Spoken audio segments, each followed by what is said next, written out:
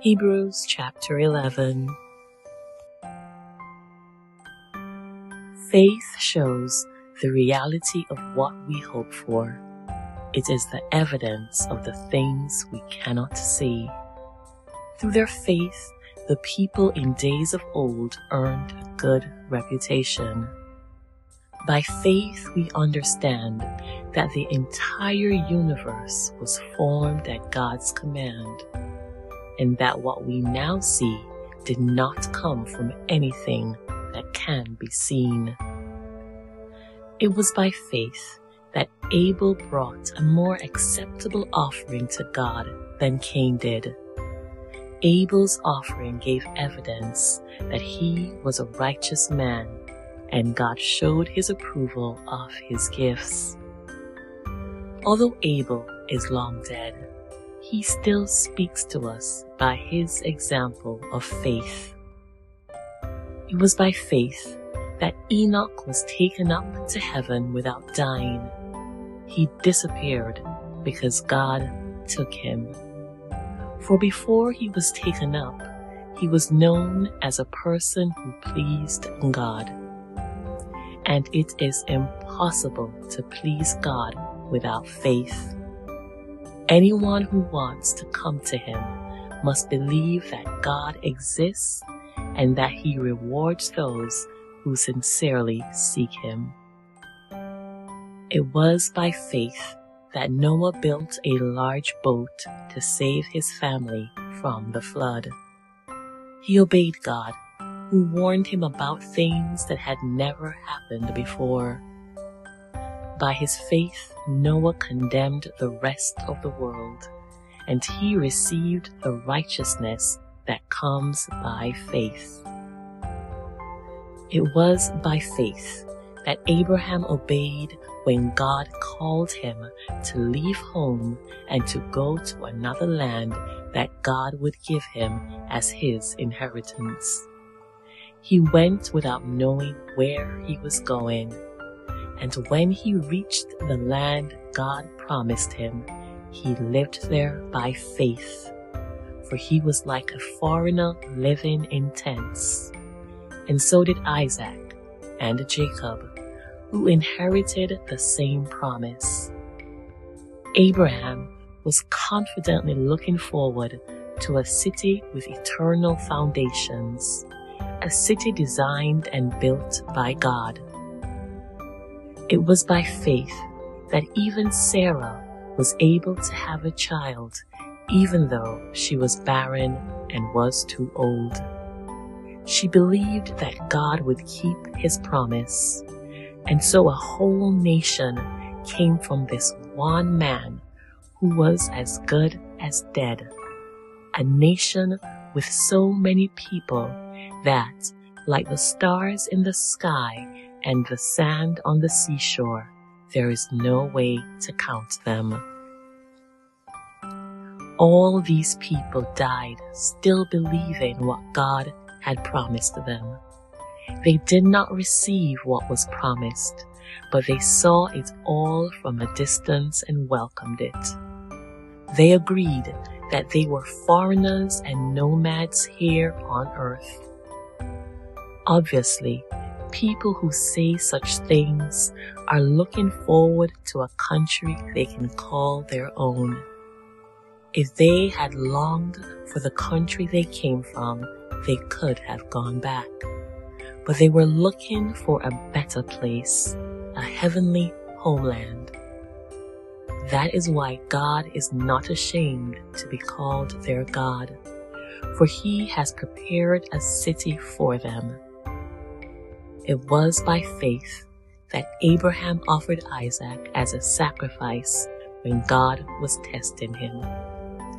Abraham, who had received God's promises, was ready to sacrifice his only son Isaac, even though God told him, "Isaac is the son through whom your descendants will be counted."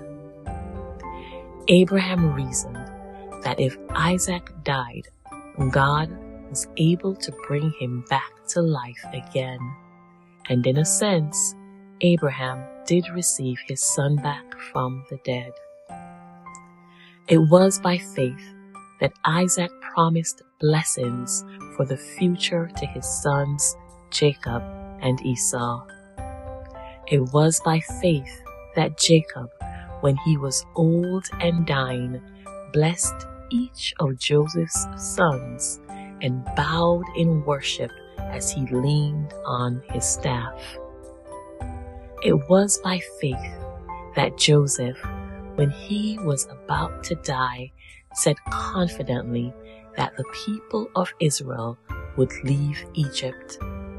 He even commanded them to take his bones with them when they left. It was by faith that Moses' parents hid him for 3 months when he was born. They saw that God had given them an unusual child, and they were not afraid to disobey the king's command. It was by faith that Moses, when he grew up, refused to be called the son of Pharaoh's daughter. He chose to share the oppression of God's people instead of enjoying the fleeting pleasures of sin. He thought it was better to suffer for the sake of Christ than to own the treasures of Egypt, for he was looking ahead to his great reward. It was by faith that Moses left the land of Egypt, not fearing the king's anger. He kept right on going because he kept his eyes on the one who is invisible. It was by faith that Moses commanded the people of Israel to keep the Passover and to sprinkle blood on the doorposts so that the angel of death would not kill their firstborn sons. It was by faith that the people of Israel went right through the Red Sea as though they were on dry ground. But when the Egyptians tried to follow, they were all drowned. It was by faith that the people of Israel marched around Jericho for 7 days, and the walls came crashing down. It was by faith that Rahab the prostitute was not destroyed with the people in her city who refused to obey God, for she had given a friendly welcome to the spies. How much more do I need to say? It would take too long to recount the stories of the faith of Gideon, Barak, Samson, Jephthah, David, Samuel, and all the prophets. By faith, these people overthrew kingdoms, ruled with justice, and received what God had promised them. They shut the mouths of lions, quenched the flames of fire, and escaped death by the edge of the sword. Their weakness was turned to strength. They became strong in battle and put whole armies to flight. Women received their loved ones back again from death, but others were tortured, refusing to turn from God in order to be set free. They placed their hope in a better life after the resurrection. Some were jeered at, and their backs were cut open with whips. Others were chained in prisons. Some died by stoning. Some were sawed in half, and others were killed with the sword.